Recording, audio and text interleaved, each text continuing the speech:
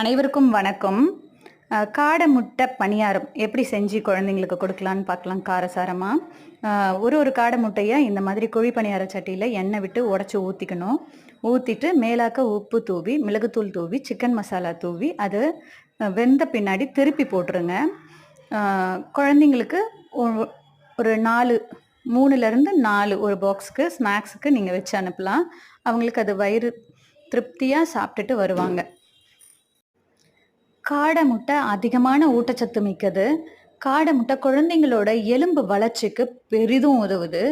அதனால இது ஸ்நாக்ஸுக்கு குழந்தைங்களுக்கு கொடுக்கறதுக்கு சரியான ஸ்நாக்ஸாக இருக்கும். அதே மாதிரி இதில் அதிகமான கொலஸ்ட்ரால் இருக்கிறதுனால ஒரு ஆள் ஒரு ஒரு ஒரு பர்சனுக்கு 6லேருந்து 8 முட்டை கொடுக்கலாம், அவ்வளோதான். அதுக்கு மேலே கொடுத்தீங்கன்னா செரிமான பிரச்சனை வரும். அளவுக்கு மிஞ்சினால் அமிர்தமும் விஷம். அளவோடு சாப்பிடுவோம், ஆரோக்கியமாக வாழ்வோம். நன்றி.